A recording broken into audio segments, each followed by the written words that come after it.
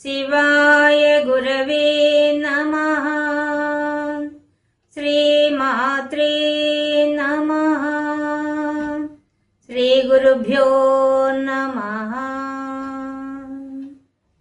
శ్రీకృష్ణ పరబ్రహ్మణే నమః. అమ్మవారి స్వరూపాలు మీకు అందరికీ నమస్కారం అండి. మనం శ్రీమద్ భగవద్గీతలో 9వ అధ్యాయం రాజవిద్య రాజగుహ్య యోగంలో మనం ఈరోజు 25, 26 శ్లోకంలో ఉండే విశేషాంశాలు తెలుసుకుందాం. 25 శ్లోకం. యాంతి దేవవ్రతా దేవాన్ పితॄన్ యాంతి పితృవ్రతాః భూతాని యాంతి భూతేజ్యాః యాంతి మజ్జాజినోపి మాం. పరమాత్మ మనకి ఇంకా చెప్తున్నారు, తానే యజ్ఞ స్వరూపంగా ఉన్నారని. కానీ అందరూ పూజలు చేసేవాళ్ళు, ఆరాధించేవాళ్ళు తాను తెలుసుకోలేకపోతున్నారనే విషయాన్ని మనకు ముందు శ్లోకాల్లో చెప్పి, ఇప్పుడు ఎవరెవరు ఏ ఏ స్థానానికి వెళ్తారు, ఎలా ఆరాధించేవాళ్ళు ఎక్కడ చేరుకుంటారు అనే విషయాన్ని చెప్తున్నారు. యాంతి దేవవ్రత, ఎవరైతే దేవతల కోసంగా నియమనిష్టలతో వాళ్ళని ఆరాధిస్తారో, దేవాన్ యాంతి, ఆ దేవతల లోకానికి వాళ్ళు చేరుకుంటారు మరణాంతరం. అంటే అది కూడా శ్రద్ధాభక్తులతో, ముందు చెప్పినట్టుగా నియమ నిష్టలతో శ్రద్ధాభక్తులతో ఎవరినైతే ఆరాధిస్తారో ఆ ఆరాధించే వాళ్ళ యొక్క లోకాన్ని వాళ్ళు చేరుకుంటారు. పితృన్ యాంతి పితృవ్రతాః, అలాగే పితృదేవతను ఆరాధించే వాళ్ళంతా కూడా ఆ పితృలోకానికి చేరుకుంటారు. భూతాని యాంతి భూతేజ్యాః, ఎవరైతే భూతములను పూజిస్తారో ఆరాధిస్తారో అటువంటి ఆ భూతగణానికి ఆ లోకాన్ని చేరుకుంటారు. యాంతి మధ్య యాజినోపి మాం, అలా కాకుండా పరమాత్మైన నన్నే, అంతటా వ్యాపించిన వాడిని, అవ్యక్తంగా ఉన్నవాడిని, అందరిలో ఆత్మస్వరూపంగా కూర్చున్న వాడిని అని ఎవరు తెలుసుకొని నన్ను ఆరాధిస్తారో అలాంటి వాడు నన్నే చేరుకుంటారు. అంటే నన్ను చేరుకునే వాళ్ళు మళ్ళీ తిరిగి రాదు, పరమాత్మను చేరుకునే వాళ్ళు తిరిగి రారు. మిగతా 3 చెప్పేవి మళ్ళీ వచ్చి భూలోకంలో పుడతారు, అంటే పరిమిత కాలం మాత్రమే వాళ్ళు ఉంటారు. అందుకని చెప్తున్నారు అక్కడ.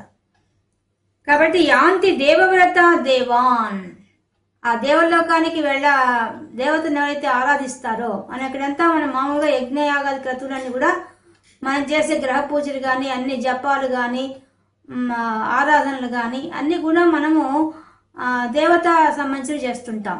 కానీ మనకు ఆ సమయంలో ఆ స్పృహ ఉండదు. ఏ స్పృహ ఉండదు? వీళ్ళే పరమాత్మ వల్ల వచ్చిన వాళ్ళు, ఆ అంతటా వ్యాపించిన పరమాత్మ తత్వంగా భావించి వాళ్ళని పూజించాం, వాళ్ళగానే పూజిస్తాం.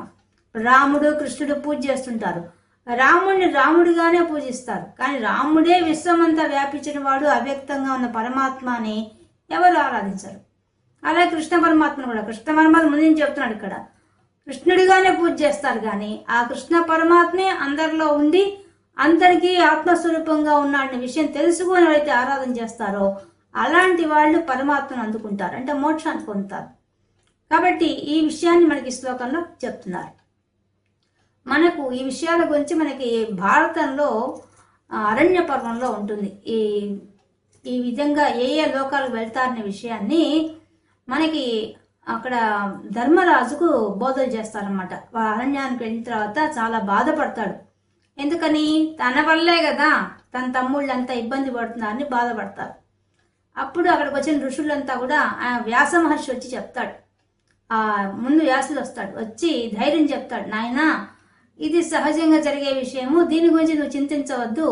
నువ్వు చింతించవలసింది ఏ ఏ లోకాలకు చేరుకుంటావు, ఎలా చేరుకుంటావు అని వర్ణించి దాని ప్రకారంగా నువ్వు ఇక్కడ ధర్మబద్ధంగా ఉండవలసింది అని చెప్పి సలహా ఇస్తాడనమాట. ఆ సందర్భంలో ఒక ఋషి గురించి ఎగ్జాంపుల్ చెప్తారు వ్యాస మహర్షి. ఆయన ముద్గరుడు అనే ఆయన చాలా గొప్పవాడనమాట. ఆయన భార్య కొడుకు ముగ్గురే ఉంటారు. వాళ్ళు నిత్యం చేసే పని ఏంటంటే వాళ్ళు యజ్ఞం చేస్తారు. ఆ యజ్ఞంలో కూడా ఎలా చేస్తారంటే వాళ్ళు శీలోంచ వృత్తి, అంటే దొరికిన ధాన్యాన్ని వాళ్ళు వాడుకుంటూ వాళ్ళ జీవన విధానం జరుపుతుంటారు. అంత కఠినంగా నియమబద్ధంగా జీవిస్తుంటారు వాళ్ళు. ఇలాంటి వాళ్ళు ఏం చేస్తారంటే ఈయన చేసే యజ్ఞయాగాది క్రతువులంతా కూడా నిష్ఠగా చేస్తారు. నిష్ఠ పైన భక్తిగా చేస్తారు.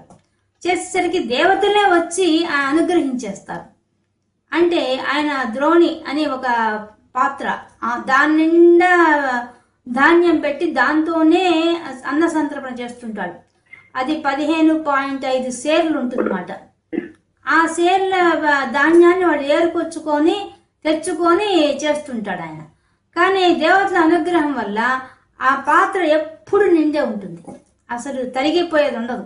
ఆయన దాంట్లో ధాన్యం తీస్తుంటాడు, యజ్ఞయాగాది క్రతువులకంతా వచ్చిన వాళ్ళకి భోజనాలు పెడుతుంటాడు, అనుక్షణం అన్న సంతరణ చేస్తూనే ఉంటాడు. కానీ ఆ తరిగిపోదు ఆ ధాన్యం, అంతటి భాగ్యాన్ని పొందుతాడు. కానీ ఆ భార్య పిల్లవాడు ముగ్గురు కూడా వాళ్ళు ఒక నియమం పెట్టుకుంటారు. ఏ నియమం అంటే పౌర్ణమికి అమావాస్యకే భోజనం చేయాలా అని రూల్ పెట్టుకుంటారు. అంటే అంత కఠినమైన నియమాలు పాటిస్తారు ఆ భగవత్ ఆరాధనలో వాళ్ళు. దానివల్ల ఆయనేమో నిష్కామంగా చేస్తున్నాడు, మనసులో ఏ కోరికలు లేవు, కానీ లోక కళ్యాణం కోసంగా చేస్తున్నాడు యజ్ఞాలు అవంతా కూడా. అది కూడా అందరికీ అన్న సంతర్పణ చేస్తున్నాడు. ఇన్ని చేస్తున్నా కూడా ఆయన మాత్రం అమిత కఠినంగా ఉంటారన్నమాట. 15 రోజులకు ఒకసారి భోజనం చేస్తుంటారు ముగ్గురు పైన, ఆయన ఒక్కడే కాదు, భార్య కొడుకు కూడా. ఇలా ఉంటే ఒకసారి దుర్వాస మహర్షి వస్తాడు. వీళ్ళ గురించి తెలిసిపోతుంది, అంతటా వాళ్ళ పేరు మారుమోగిపోతుంది. ఎంత గొప్ప వాళ్ళు, 15 రోజులకు ఒకసారి భోజనం చేస్తారు వీళ్ళు, ఇంత నిష్ఠగా పూజలు చేస్తున్నా, ఇంత నిష్ఠగా యజ్ఞం చేస్తున్నా అని చెప్పి అందరికి చెప్తారన్నమాట. అప్పుడు దుర్వాస మహర్షి వచ్చి ఈయనకి ఎట్టిన పరీక్ష పెట్టాలనుకొని ఒక పిచ్చి వాళ్ళలాగా పిచ్చి గుడ్డలు వేసుకొని, చిరిగిపోయిన గుడ్డలు వేసుకొని వస్తాడు. వచ్చి నాకు ఆకలి అవుతుంది రావడం ఆకలి అవుతుంది అంటూ వస్తాడు. ఎప్పుడు పౌర్ణమి రాజు వాళ్ళ భోజనానికి కూర్చుంటుంటే ఆయన వెంటనే వాడు తినకుండా ఆయన పెట్టేస్తారు. పెట్టేయంగానే ఒకరి భోజనం ముందు పెట్టేస్తారు. కానీ నాకు ఆకలి తీరలేదంటాడు. మళ్ళీ భార్యది పెడతారు, అది తీరలేదంటాడు. మళ్ళీ కొడుకుది పెట్టేస్తారు, ముగ్గురిది పెట్టేస్తారు. ఆయన అప్పుడు తృప్తిగా తిని వెళ్ళిపోతాడు. ఇంకా వాళ్ళ నియమం అంతే, కంచం ముందు కూర్చున్న తర్వాత వాడు పెట్టుకున్న ఆకు ముందు కూర్చున్న తర్వాత అదే తినాలా, ఇంక తర్వాత మళ్ళీ ఇంక తినకూడదు వాడు రూల్ అది. ఇంక దానివల్ల ఏమైపోతుంది, వాళ్ళు మళ్ళీ ఈ 15 రోజులు పస్తే అయినా కూడా వాళ్ళ ముగ్గురులో ఏమాత్రం మార్పు రాదు. వాళ్ళు దేవుణ్ణి నమ్ముకుంటారు, భగవత్ ఆరాధనే ముఖ్యంగా పెట్టుకుంటారు. మళ్ళీ అమావాస్య వస్తుంది, అప్పుడు కూడా మళ్ళీ దుర్వాస మహర్షి వచ్చి మళ్ళీ వాళ్ళ ముగ్గురు ఆహారం తింటాడు. ఈ విధంగా 6 సార్లు తింటాడు ఆయన. ఈ 6 సార్లు కూడా వాళ్ళు ఏమాత్రం ముగ్గురులో మేము పస్తులున్నామే ఇన్ని రోజులనే బాధ గాని, కోపం గాని, ఆవేశం గాని ఏమీ లేవు. ముగ్గురు సంతోషంగా, అబ్బా ఒకరి ఆఖరి మా ముగ్గురి వల్ల ఒకరి ఆఖరి కడుపు నిండుతోంది అని తృప్తిగా ఉంటారు అన్నిసార్లు. అంటే వాళ్ళకి అన్నిసార్లు భోజనం లేదు ఇంకా, అలా ఉన్నా కూడా అంత నిష్టగా ఉంటారు. అప్పుడు దుర్వాస మహర్షి సంతోషిస్తాడు. లాస్ట్గా ఆయన 6వసారి వచ్చినప్పుడు ఆయన తిని లాస్ట్ టైం మిగిలిన అన్నాన్ని ఒళ్ళంతా పూసుకుంటాడు. అంటే పూసుకునేసరికి అంతటి వాడు పూసుకునేసరికి వీళ్ళకి ఎక్కడ లేని పుణ్యం వచ్చేస్తుంది ఆ ముద్గరుడికి. అప్పుడు వెంటనే ఆకాశం నుంచి ఇంద్రుడు రథం తీసుకుని వస్తాడు. వచ్చి మీకు పుణ్యం లభించింది, మీరు ఆయన అంతటి ఋషికి పెట్టారు, మామూలు వ్యక్తి కాదు, పిచ్చివాడు కాదు మీ ఇంటికి వచ్చింది. దుర్వాస మహర్షి అంతటి వాడు సంతోషించాడు మీరు పెట్టిన భోజనానికి, కాబట్టి మీకు ఇప్పుడు మోక్షం ఇస్తుంది. మోక్షం కాదు, మా స్వర్గలోకానికి మీకు వచ్చేంత పుణ్యాన్ని సంపాదించుకున్నారు, ముగ్గురు రాండి తీసుకెళ్తానంటాడు. అప్పుడు ముద్గరుడు కనీసం కూర్చోమని చెప్పి, నేను ఒక మాట అడుగుతాను, అసలు మీ స్వర్గలోకంలో ఉండే విషయాలేంది, నాకు అక్కడ విషయాలు చెప్పండి ముందంటాడు. అప్పుడు ఆయన కూర్చొని, అక్కడికి వస్తే మీకు భయం ఉండదు, మీకు వచ్చేటప్పుడే ఒక మాల వేసుకొని వస్తారు, ఆ మాల ఎండిపోతే మళ్ళీ మీరు భూలోకానికి వచ్చేయాలి, అంటే మీ పుణ్యం తరిగిపోగానే మీరు భూలోకానికి వచ్చేయాలి. అక్కడ ఉన్న వాళ్ళందరికీ ఆకలి దప్పులు ఉండవు, మలమూత్రాలు ఉండవు, మంచి సువాసన, దేహం మంచి సువాసనతో ఉంటుంది, అన్ని వైభవాలు ఏది కోరుకుంటే అనుభవించవచ్చు అని చెప్తాడు. నాకు గొప్ప విషయాలు కాదు, అసలు లోపం ఏముంటుందో చెప్పండి అంటాడు. లోపం అంటే అదేను, మేము వచ్చేటప్పుడే ఒక మాల వేస్తాము, ఆ మాల ఎప్పుడైతే వాడిపోవడం మొదలవుతుందో ఇంకా అక్కడికి వచ్చిన వాళ్ళకు దిగులు వచ్చేస్తుంది, ఎందుకంటే మళ్ళీ భూమి మీదకి వచ్చారు కాబట్టి వాళ్ళు అమిత దుఃఖానికి గురవుతారు భూమి మీద రావడానికి. దానివల్ల వాళ్ళు భూమి మీదకి రావడం ఇష్టం ఉండదు. ఇంకా అక్కడి నుంచి నరకం అనిపిస్తారు. అది ఒకటి నాకు లోపంగా కనిపిస్తుంది మా లోకంలో అని చెప్తాడు. అప్పుడు ఆయన వినేసేసి, అయితే ఇంకా అట్లా కాకుండా ఇంకేమున్నాయి, అట్లాంటి మీ లోకం కాకుండా ఇంకే ఉన్నాయి అని అడుగుతాడు. ఓయమ్మ, ఎన్నో చాలా లోకాలు ఉన్నాయి మా దగ్గర. మా దేవలోకం ఒకటే కాదు ఉండేది, ఇంకా పితృలోకాలు ఉన్నాయి, మళ్ళీ బ్రహ్మలోకం ఉంది మా తరించిపోవడానికి, తర్వాత వైకుంఠం ఉంది. ఆ వైకుంఠానికి పోయిన వాళ్ళు మాత్రం తిరిగి రారు, అక్కడికి అంత పుణ్యం ఉంటే తప్ప అక్కడికి పోలేరు అని చెప్తాడనమాట. ఎవరుంటారంటే దేవతలు, సాధ్వులు, విశ్వదేవతలు, మహర్షులు, యాతుదానులు, గంధర్వులు, అప్సరసలు, ఇన్ని లోకాలు ఉంటాయి. ఈ లోకాలన్నింటికి కూడా భూలోకంలో చేసిన పుణ్యాన్ని బట్టి ఆ లోకాలకు వాళ్ళు వస్తుంటారు. అక్కడి నుంచి కూడా మళ్ళీ ఆ వాళ్ళు చేసుకున్న భూలోకం చేసిన పుణ్యం తరిగిపోగానే మళ్ళీ వెనక్కి వచ్చి భూమి మీద పుడుతుంటారు. ఇది జరిగేది అని చెప్తాడు. అయితే అన్నిటికన్నా తిరిగి రాని లోకం ఒకటి ఉందన్నమాట. అవును, ఉంది, అదే వైకుంఠం అంటారు. అక్కడి నుంచి పోతే మాత్రం తిరిగి వచ్చేది లేదు. మిగతా దేనికి పోయినా కూడా వాళ్ళ పుణ్యం తీరిపోగానే వెనక్కి రావాల్సిందే. పితృలోకాలకైనా అంతే పరిస్థితి అని చెప్పుకుంటూ వస్తాడు. ఇంకా అప్పుడు అదంతా విని తర్వాత ఆయన చెప్తాడు, నన్ను క్షమించండి మీరు, మేము మాత్రం మీ స్వర్గలోకాన్ని రాదలుచుకోలేదు. మేము వైకుంఠానికి కావాల్సిన పుణ్యాన్ని సంపాదించుకొని అప్పుడు మేము అక్కడికి చేరుకుంటాము అని చెప్తాడు. అప్పుడు ఆయన చెప్తాడు, మీరు అక్కడికి చేరుకోవాలంటే ఆ పరమాత్మనే మీరు పూజించాలి. అది కూడా ఆయనేమి ఆ నియమాలు ఇవన్నీ అడగడు. నిరంతరము ఆయన మీద మనసు పెడితే చాలు, ఆయన మీకు అనుగ్రహించేస్తాడు. అక్కడికి పోవడానికి సులభమైన మార్గం అది. మా అందరికన్నా కూడా జ్ఞానం కావాలి. దానికైతే అదొక్కటి సంపాదించుకున్నామంటే మీరు అక్కడికి వెళ్ళిపోవచ్చు. ఇలా మామూలుగా ఇట్లా చేసే వ్రతాలు, నియమాలు, ఈ యజ్ఞయాగాది క్రతువులు చేస్తే, గొప్ప గొప్ప వాళ్ళకి దానం చేస్తే మా లోకాలకు వస్తారు. కానీ అంతకన్నా పరమాత్మను పట్టుకొని జ్ఞాన దృష్టితో కానీ మీరు విశ్వమంతా వ్యాపించిన పరమాత్మను తెలుసుకుంటే మీరు అక్కడికి వెళ్ళిపోవచ్చు వైకుంఠానికి అని ఆ ఇంద్రుడు చెప్తాడు. చెప్పిన తర్వాత ఆ ముద్గరుడు చెప్తాడు, మమ్మల్ని క్షమించండి, మేము మాత్రం ఇప్పుడు రాము, దానికి సంబంధించిన ప్రయత్నం ఇంకా తీవ్రంగా చేసుకుంటాము అని చెప్తారు. చెప్పిన తర్వాత ఇంద్రుడు తన లోకానికి వెళ్ళిపోతాడు. అప్పుడు మనకు ఆ ముద్గరుడు ద్వారా మనకు తెలుస్తోంది ఇట్లాంటి లోకాలన్నీ ఉన్నాయి. ఆ లోకాల్లోకి మనం కింద చేసే దాన ధర్మాలకి, మనం చేసే నియమనిష్టల ప్రకారంగా చేసే ఆరాధనకి, యజ్ఞయాగాది క్రతువులకి ఫలితం ఇలా ఉంటుంది అనే విషయం మనకి తెలుస్తోంది అనమాట.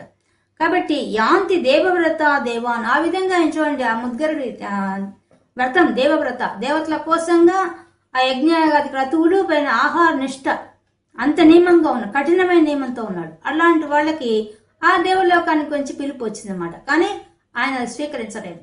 అలాగే పక్కనే ఉన్న పితృలోకాన్ని వాళ్ళు పిలుస్తారని చెప్తాడు ఆయన. అక్కడికి కూడా వెళ్తారు, పుణ్యం ఇక్కడ చేసిన వాళ్ళని చెప్తాడు. నాకు అలాంటి లోకాలు ఏమీ వద్దు అని చెప్తాడు ఆయన. చెప్పి చివరిగా పరమాత్మే కావాలని కోరుకుంటాడు ఆ ముద్గరుడు. కాబట్టి పితృన్ యాంతి పితృవ్రతాహ, ఈ పితృదేవలోకానికి పితృదేవతలంతా ఉంటారు. అక్కడికి పోతే అగ్నిపార్షుడని వాళ్ళంతా ఉంటారు అక్కడ. అలాంటి పితృ దేవతల్ని అనుగ్రహం పొందితే ఈ లోకంలో మనం శ్రాద్ధ కర్మలు చేసి, తర్పణాలు చేసి, మనం అమావాస్యకు వాటి తర్పణాలు వదులుతాం కదా, తర్పణాలు చేసి అన్ని చేస్తుంటాం కదా, దాన్ని బాగా నిష్ఠగా చేసిన వాళ్ళు ఆ పితృలోకాన్ని చేరుతుంటారు. అది చెప్తున్నారు అక్కడ. ఇక భూతాన్ని యాంతి భూతేజ్యాహ, భూతములు అంటే ప్రకృతిలో కొంచెం చాలా భూతములు అంటే ఇవి ఒక దేవగణం. ఈ దేవగణం అంతా వినాయక గణమని, మాతృగణమని ఇలాంటి పేర్లు ఉంటాయి ఆ భూతగణానికి. అలాంటి భూతగణాలంతటి కూడా ఆరాధించే వాళ్ళు ఆ లోకాలకి, వాళ్ళ లోకానికి చేరుకుంటారు. ఇలాంటి పరిస్థితి ఉంటుంది. అంటే మన చుట్టూ కూడా ఉంటారు ఈ దేవతలు. వీళ్ళంతా మనకు నిత్యం మన బాల్యం నుంచి మనకి ఈ ఈ గణదేవతలంతా కూడా మనకు సహకరిస్తూ ఉంటారు. అంటే మనతో పాటే మనకు కావాల్సినవన్నీ ఏర్పాటు చేస్తూ ఉంటారు. మనకు తెలియదు, కానీ మనం చేస్తుంటారు.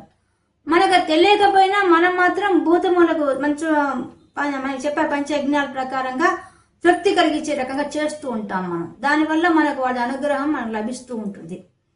ఒక ఇద్దరు అన్నదమ్ముళ్ళు ఉంటారు. వాళ్ళు బాగా వ్యాపారం చేస్తారు. వ్యాపారం చేసి బాగా సంపాదిస్తారు. సంపాదించిన తర్వాత వాళ్ళు ఏం చేస్తారంటే వాళ్ళు వాళ్ళ తండ్రి గారి ఆస్తి ఎక్కడో ఒక వేరే ఊర్లో, ఆ ఊర్లో నుంచి డబ్బు తీసుకురావాలి, వసూలు చేసుకోవాల్సిన పరిస్థితి వస్తుంది. సరే, ఇద్దరు వెళ్తారు. అక్కడ డబ్బులు వసూలు చేసుకుంటారు. తండ్రి గారి ఆస్తి నుంచి వాళ్ళకి రావాల్సింది దాదాపు 1000 వరహాలు ఉంటుంది. అది ఆ 1000 వరహాలు సంపాదించుకుంటారు, వసూలు చేసుకుంటారు, తిరిగి వస్తుంటారు. వాళ్ళు పోయేటప్పుడు అంటే ఒక చిన్న నది దాటాలన్నమాట. వాళ్ళు ఆ నది దాటాల్సి వచ్చినప్పుడు ఈ పడవ ఎక్కాల్సి వస్తుంది. తిరిగి వచ్చేటప్పుడు వాళ్ళిద్దరు 1000 వరహాలు కాబట్టి చెరి 500 వరహాలను పంచుకోవాలనుకుంటారు. అక్కడికి వచ్చిన తర్వాత పడవవాడు ఇంకా రాడు.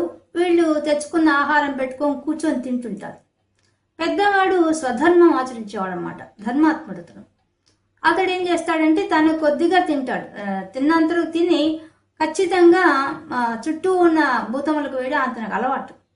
అందుకని ఏం చేస్తాడు, తాను తినబోయే ముందే ఆహారం కొంత తీసి ఆ నదిలో వదిలేస్తాడు. వదిలేసి మిగతాది భోంచేసి ఆ గట్టున పండుకొని నిద్రపోతాడు. ఈ తమ్ముడు ఏం చేస్తాడు, తను తింటాడు, తనేం ఎవరికి వేయడు. తను ఈ 500 కూడా, అన్నకి వచ్చిన 500 కూడా తనే తీసుకోవాలి దుర్బుద్ధి కలుగుతుంది. దుర్బుద్ధి కలిగి ఏం చేస్తాడు, 500 మూట వరహాల మూట ఒకటి, ఇంకో 500 దాంట్లో ఉత్త రాళ్ళు పెట్టేసేసి 500 తను తీసేసుకుంటాడు.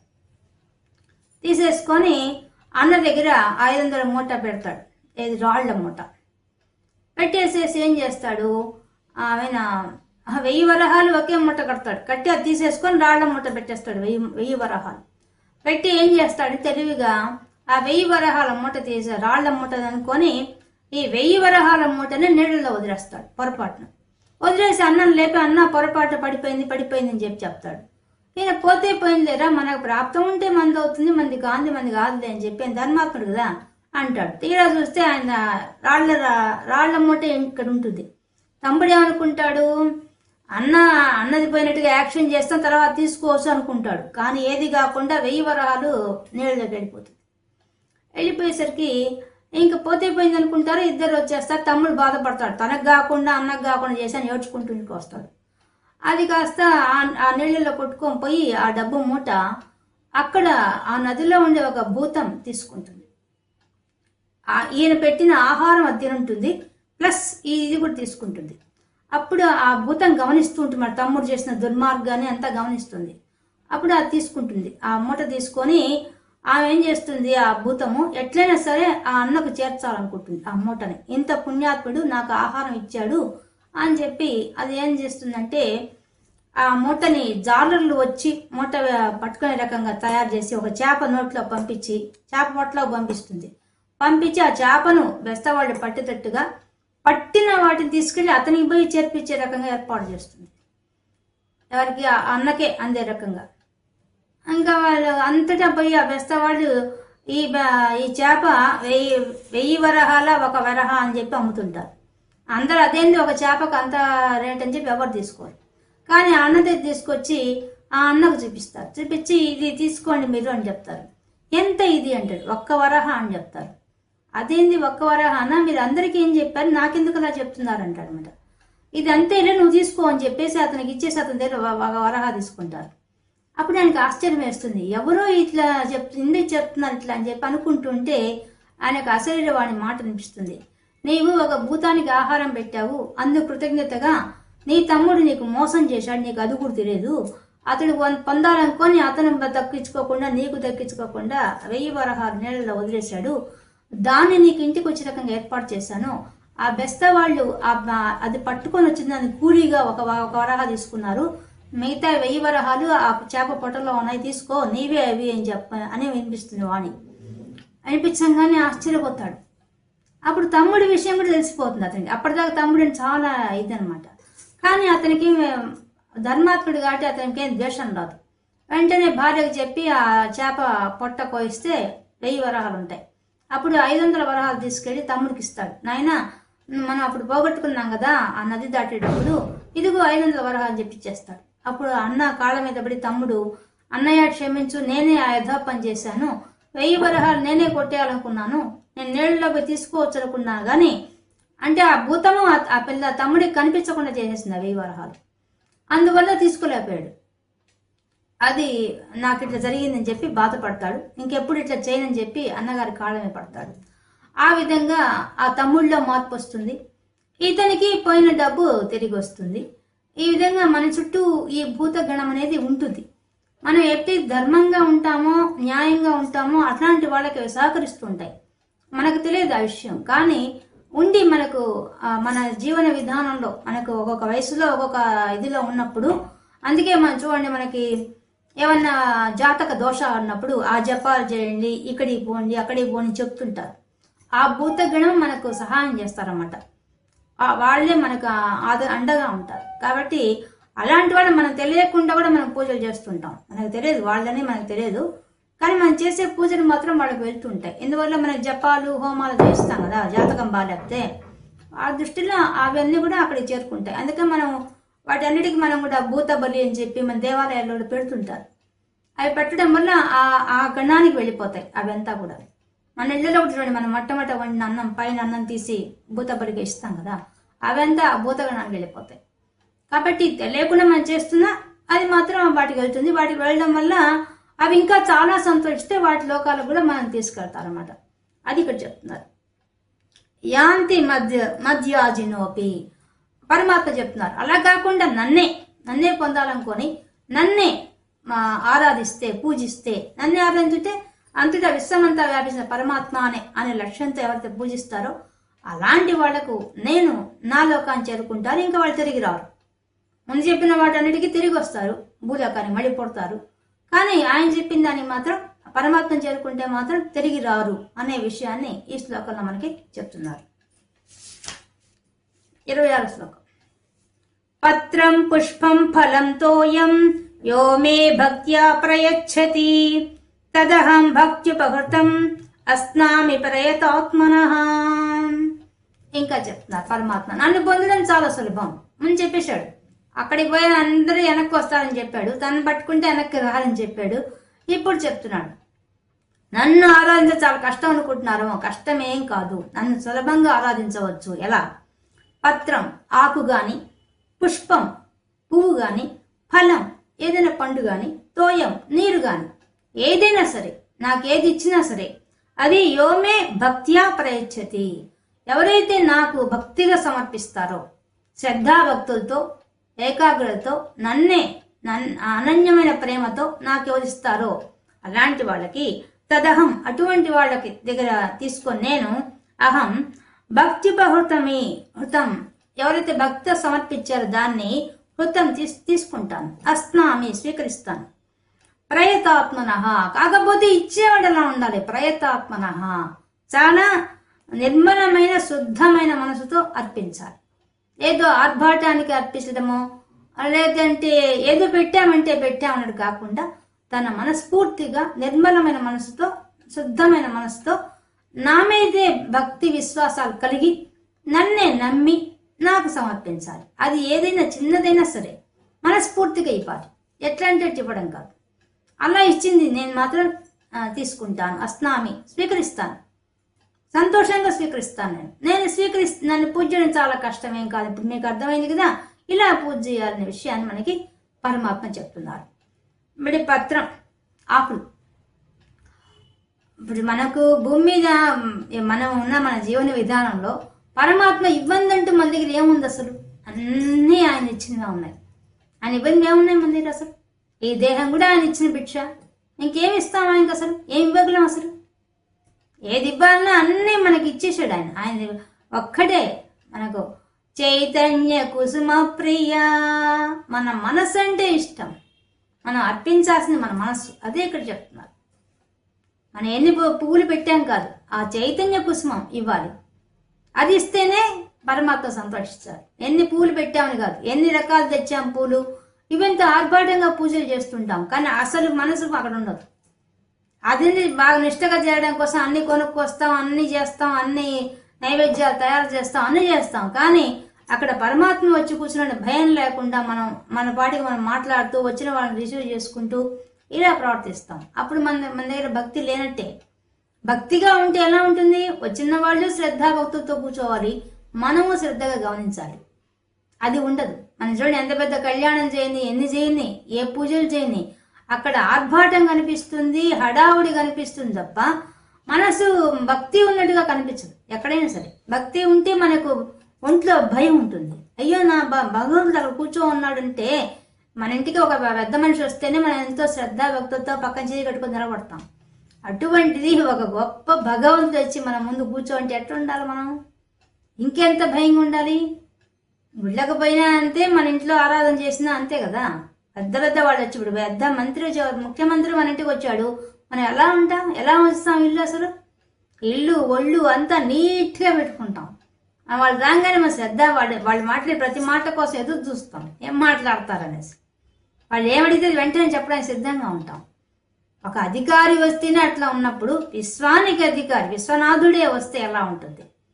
ఇంకా వాళ్ళతో ఆయనతో ఎలా ఉండాలి అనే భావన ఉండి పూజ చేస్తే, అర్పిస్తే ఏ వస్తువైనా అప్పుడు మనం అర్పించే దాంట్లో ఆ భక్తి భావం కనిపిస్తుంది, ఆనందం కనిపిస్తుంది, భగవంతుడు పొందాడని తృప్తిగా మనకు కనిపిస్తుంది.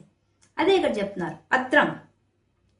ఒక శివభక్తుడు ఉన్నాడు, చాలా పేదవాడు. ఆయన ఒక అరణ్యంలో చిన్న కుటీరం వేసుకొని అక్కడ జీవిస్తున్నాడు, భార్య కొడుకు ముగ్గురు కలిసి. ఆయనకి శివుడికి ప్రతినిత్యం బిల్వపత్రాలతో పూజ చేయాలని ఇష్టం. కానీ ఆ దరిదాపుల్లో ఎక్కడ బిల్వపత్రం లేదు, ఆ చెట్టు లేదు. ఇంకా ఎవరో చెప్పారు చాలా దూరంలో ఉంది చెట్లు అనేసి. ఇంకా ఆయన పోయి కష్టపడి చాలా దూరం పోయి ఆ చెట్టు ఎక్కి బాగా బస్తాలతో ఆ ఆకంతా కోసి వేసుకొని చక్కగా వచ్చాడు ఇంటికి. వచ్చి ఏం చేశాడంటే అన్ని అటక మీద పరిచి పెట్టేశాడు బాగా ఆ బస్తాలంతా. మళ్ళీ తీసుకొచ్చి బాగా శుభ్రం చేసి ఆరబెట్టి వాటి అన్నిటిని కుండల్లో పెట్టి మరీ అటక మీద పెట్టాడు. అంటే బిల్లపత్రాలు ఎంతకాలమైనా మనం పూజ చేసుకోవచ్చు, వాడిపోయినా పనికి వస్తాయి కదా, అందువల్ల తీసి పెట్టాడు. ఇక రోజు ఆ ఆకులు పెట్టుకొని శివుడికి బాగా పూజ చేస్తున్నాడు. అమిత భక్తి శివుడు అంటే. ముగ్గురు, భార్య కొడుకు ముగ్గురు కూడా రోజు పూజ చేస్తారు. ఇలా ఉంటే ఒకసారి ఒక దొంగ వచ్చాడు వాడికి. దొంగ వస్తే ఇంట్లో ఉన్న బంగారం అంతా దోచుకున్నారు. ఇక ఉండేది పైన చూస్తే అంత కుండల్లో ఈ ఆకు పెట్టున్నాడు ఆయన కట్టేసి. వెంటనే వాళ్ళకి అనుమానం వచ్చింది, అక్కడ ఏదో నిధులు పెట్టుకున్నాడు ఇతను అని చెప్పేసి ఆ కుండలు ఇచ్చేసే మాకు అంటారు. అనగానే ఆ కుండలు మాత్రం నేను ఇవ్వను, నా ప్రాణం పోయినా అది ఇవ్వను, అది తప్పించి మిగతా ఏమైనా తీసుకోండి కానీ నేను మాత్రం ఇవ్వనంటాడు. అంటే అక్కడ అంతకన్నా విలువైంది ఉందన్నమాట. అట్టితే అదే కావాలని కూర్చుంటారు. అది విలువైంది కాబట్టి చెప్తున్నా అది మాత్రం ఇవ్వనంటాడు. ఇంకా వాళ్ళు ఒప్పుకోడు. ఆ దొంగ మొండికేస్తాడు, నాకు అవి ఇవ్వాల్సిందే అంటాడు. నా ప్రాణమైన ఇస్తా కానీ అవి మాత్రం ఇవ్వనంటాడు. అయితే నీ ప్రాణమే తీసుకుంటా అంటాడు. అయితే ఉండి ఒక నిమిషం అని చెప్పి అతని ఇంట్లో పోయి కొడుకుని పిలిచి, నాయన ఇక ముందు నా ప్రాణాలు ఆ దొంగకు కావాలంటే ఇచ్చేస్తున్నాను, నువ్వు శివుడి పూజ రోజు చేయమని చెప్పేసి చెప్తాడు. ఆ కొడుకు కూడా నేను మాత్రం నా ప్రాణం పెద్ద విషయం అయిందా, నీ ప్రాణమే అంత విలువ లేనప్పుడు నా ప్రాణం అంతకన్నా విలువ లేనిది, మీరే లేనప్పుడు నేనెందుకు, నేను పూజ చేయను, నేను కూడా నీతో పాటు ప్రాణం అర్పిస్తా అంటాడు. ఇంకా భార్యను పిలిచి నువ్వు పూజ చేయమని చెప్తాడు. ఆ భార్య కూడా వచ్చేసి నేను మాత్రం నా ప్రాణం పెద్ద విషయమా, నేను కూడా నా ప్రాణం అర్పిస్తాను అని చెప్పేసి మొండికేస్తుంది. ఇంకా ముగ్గురు వచ్చేసి పడుకొని ఆ దొంగను వచ్చేసి మమ్మల్ని చంపేసి చెయ్యి, మాకు ప్రాణాలు ముఖ్యము, మా ప్రాణాలు తీసి చెయ్యి, ముగ్గురు సిద్ధంగా ఉన్నామంటారు.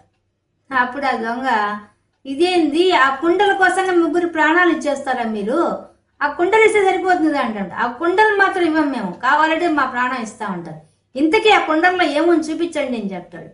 నేను చూపించను, నేను ఇవ్వను అంటాడు. అప్పుడు ఆ దొంగ ఉండు అని చెప్పి లాక్కొని ఆ కుండలు చూస్తే ఇంత బిల్వపత్రాలు ఉంటాయి. ఈ ఆకుల కోసమా ఇంతసేపు ప్రాణాలు ఇద్దాం అనుకుంటున్నావు నువ్వు అని అంటాడంట. అవును, అవి మాకు దొరకవు, నాకు శివుడు అంటే ఇష్టం, శివుడికి బిల్వపత్రాలతో పూజ చేస్తే నాకు ఇష్టము, అవి ఎక్కడ దొరక్క నేను తెచ్చుకున్నాను, నువ్వు తీసుకోకపోతే ఎంత కష్టం నాకు, నేను పూజ చేసుకోవద్దా రోజు అని చెప్పి చెప్తాడు. అప్పుడు ఆ వచ్చింది ఎవరో కాదు, తస్కరాణం పతయ నమః అని శివుడే వచ్చి ఉంటాడు. శివుడు పెద్దగా నవ్వి, నా కోసం ఈ ఆకుల కోసం నాకు అర్పించడానికి కోసంగా మీ ముగ్గురు ప్రాణాలను సిద్ధపడ్డారా, ఎంత అమాయకులు మీరని చెప్పి ఆ అమాయకమైన భక్తి సంతోషించి ఆయన తనలో కలుపుకుంటాడు. ముగ్గురికి మోక్షం ఇచ్చేస్తాడు. అటువంటిది ఆ భక్తి, ఆ పత్రం. ఇంకా పుష్పం. పుష్పం అనేది మనం మామూలుగా పూలు అనే రకాలు ఇస్తుంటాం. ఆ రకాల్లో కూడా మళ్ళీ మనం ఇంకా మణిదీపవర్ణన అంటే 9 రకాలని రకరకాలుగా ఇస్తూ ఉంటాం. కానీ అన్నిట్లో కూడా భక్తి చాలా ముఖ్యం. ఎన్ని రకాలు ఇచ్చామని ముఖ్యం కాదుగా. భగవంతుడికి ఒక పువ్వు పెట్టినా మనం ఆ చేత పుష్పం మనకు శివానంద చెప్తారు ఆదిశంకరాచార్య, చేత పుష్పం ఇవ్వాలి కానీ మిగతా పుష్పాలు ఎన్ని ఇస్తే ఏం లాభం. గభీరే కసరే విశతి విజనే ఘోర విపినే. ఆ అడవుల్లో అంతా తిరుగుతారా పూల కోసంగా, అసలు నీ మనసునే పుష్పం ఇస్తే చాలయ్యా భగవంతుడికి అని చెప్పి ఆయన చెప్తారు ఆ శివానందలహరిలో. అలా మన మనసునే పుష్పం ఇవ్వకుండా ఎన్ని పుష్పాలు పెట్టి ఏం ప్రయోజనం. పెట్టే ప్రతి పుష్పము మనం ఇస్తున్నట్టుగానే భావించాలి. అసలు నిన్నటి నిర్మాల్యం తీస్తున్నప్పుడే అమ్మా నీ భగవంతుడా నీ పాదాల దగ్గర ఎప్పుడు ఈ పువ్వులాగా వాలిపోతాను అని అనుకుంటూ తీయాలి. అసలు తీయడమే అలా తీయాలి. అది పెట్టేటప్పుడు ఎప్పుడయ్యా నేను నీ పాదాల దగ్గర ఈ పువ్వునే ఎప్పుడు ఉంటానని చెప్పి కోరుకుంటూ పెట్టాలి. అదే అసలైన భక్తి. అది లేకుండా ఊరికే పూజలు చేసామంటే ఏం లాభం లేదు. మనసు పెట్టి పూజ చేస్తేనే పూజ చేసినట్టు. కాబట్టి పుష్పం పువ్వులు ఆ విధంగా సమర్పించాలి భగవంతుడికి. అలాగే ఫలం అంటే మనం కొనుక్కొచ్చుకున్న ప్రతి పండు ముందు కొనుక్కోరాగానే భగవంతుడు సమర్పించేయాలి. ఊరికే చూపుడికి రోజు ఒకటి పెడుతున్నా మనం ఏం తెచ్చుకున్నా ఇంటికి రాగానే అన్ని భగవంతుడికి సమర్పించేయాలి. అసలు విడిగా మనం పెట్టి ఇది చెప్పేది ఏం లేదు. ముందు కొనుక్కోరావడమే అన్ని ఆయనకని చెప్పేసేయాలి, మనసులో అర్పించేయాలి ఆయనకి అంతే. ఎందువల్లంటే ఆయన ఇచ్చిన భిక్షే కదా. ఎక్కడి నుంచి వచ్చే చెట్లు ఆయన ఇస్తే కదా వచ్చింది. ఆ చెట్లకు కాయలు పండ్లు అన్ని ఎవరిచ్చారు? అన్ని ఆయన ఇచ్చినవే కదా. కాబట్టి మనం ఏది తింటున్నామో అవంతా కూడా పరమాత్మకే చెందినవి. కాబట్టి ఆయనకే సమర్పించి తినడం, థ్యాంక్స్ చెప్పడం. పూజ అంటే థ్యాంక్స్ చెప్పడం కదా.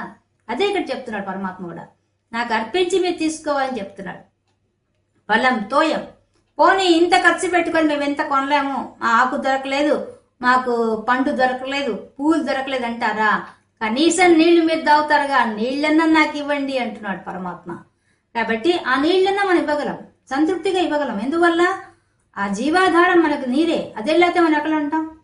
కాబట్టి ఆ నీటిని కూడా మనం సంతృప్తిగా ఇవ్వగలం కూడా. ఒక చుక్క ఇచ్చినా ప్రశాంతంగా ఇవ్వగలం, ఒక గిన్నెడు ఇచ్చినా ఇవ్వగలం.